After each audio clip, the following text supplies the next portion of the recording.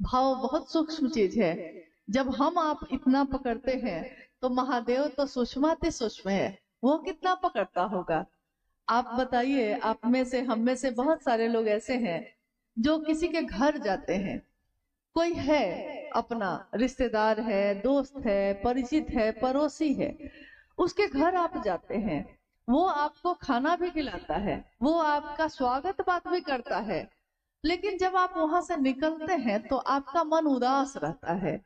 कभी कभी ऐसा हुआ होगा आपके जीवन के साथ। आपसे लोग पूछते हैं कि अरे तुम्हारा तो बड़ा इज्जत किया, तुम्हारे लिए तो बहुत स्वागत बात किया, लेकिन आप कहते हैं खाना तो खिलाया लेकिन भैया भाव नहीं था, मतलब अंदर से लगाव नहीं था, तो उसके यहाँ जाके हमको अच्छा नहीं लगा, अब दोबारा उसके यहाँ नहीं जाएंगे कभी।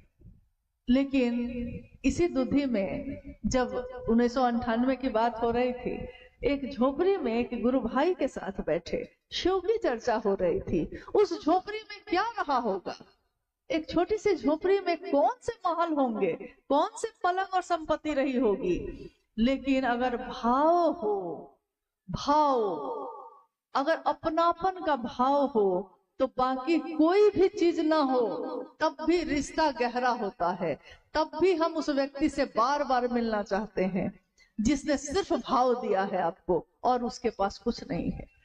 महादेव सूक्ष्माति सूक्ष्म है, परम सत्ता है, वो भाव मांगते हैं और हम भाव, शिष्य का भाव अगर देते हैं तो वो गुरु हमारे अभ्युदय का भार भी उठाते हैं।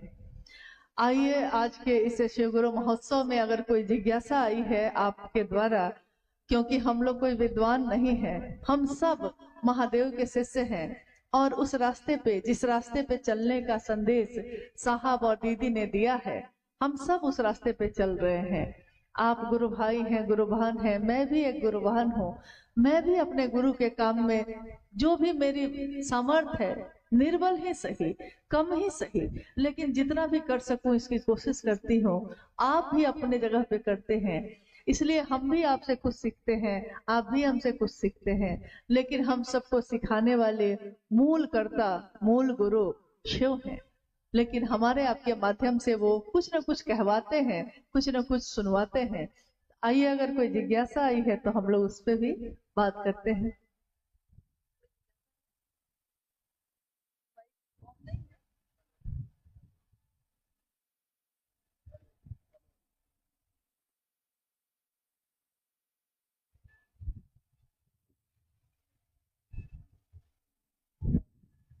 दे दीजिए, हम पढ़ लेते हैं, आएगा तो दे देंगे।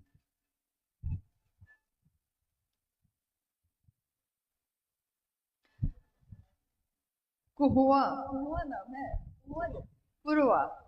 कुरुआ से गुरु भाई सुरेंद्र जी की जिज्ञासा है कि अपनों की चिंता हमें सताती है लेकिन स्वयं की यात्रा विस्मृत हो जाती है।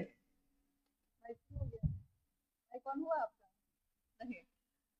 अपनों की चिंता हमें सताती है लेकिन स्वयं की यात्रा विस्मृत हो जाती है। हम में से सबके जीवन में ऐसा होता है। ये पंक्ति है, साहब हरिनानंद जी ने सन 1990 में एक छोटी सी किताब लिखी, शिष्यानुभूति, शिष्य की अनुभूति। शिष्य ने जो समझा है महादेव को, अपने गुरु को, उसको उन्होंने उस छोटी सी पुस्तक में लिखा और उसका नाम ही है शिष्यानुभूति। आज तक में सारी किताबों पे मूल्य लिखा होता है, 100 रुपया, 200 रुपया, 500 रुपया, 1000 रुपया मूल्य लिखा होता है। हर चीज पे, जो चीज बाजार में मिलती है, जो किताबें छपती हैं, उस पे पैसा के रूप में मूल्य लिखा होता है। लेकिन शिष्यानुभूति आप में से किसी के पास है? किसी के पास शिष्यानुभूति है? आपने उसके पीछे देखा होगा, मूल्य जो लिखा हुआ है वो देखा है? मूल्य क्या है? आपका शिव से होना। यह मूल्य आज तक किसी ने किसी से नहीं मांगा। साहब ने कहा कि अगर मैंने शिष्यानुभूति की कीमत 10 रुपया भी रखी रहती तो आज मैं अरबपति होता और मुझको महादेव का काम बढ़ाने के लिए किसी के मदद की जरूरत नहीं होती। पैसा से आदमी लाता, आदमी से प्रचार करवा लेता। लेकिन उन्होंने कहा कि मैंने अपने गुरु शिव को नहीं बेचा, क्योंकि दिल व्यापार नहीं करता है, दिल अपनापन देता है, दिमाग व्यापार करता है। ये रिश्ता दिल का है। हम अपनों के लिए जो पैसा लगाते हैं, हम उसके बारे में गणित नहीं बनाते। अपनों पे जो पैसे खर्च कर देते हैं उसको बैठ के नहीं जोड़ते, लेकिन अगर दूसरे पे किया है तो जोड़ते हैं, अपनों पे किया हुआ नहीं जोड़ते। बेटा 5,000 का जूता मांग लेता है, खुशी खुशी खरीद के दे देते हैं, और कोई अगर 100 रुपए की चप्पल सड़क पे चलने वाला मांग लेता है तो सोचते हैं कि 50 रुपया में भी मिल जाता तो ठीक रहता, या नहीं देना रहता तो और ठीक रहता। यानी जो रिश्ते दिल के होते हैं उसमें व्यापार नहीं होता, और जो दिमाग का होता है उसमें अगर दिल लगाइएगा तो व्यापार नहीं हो पाएगा।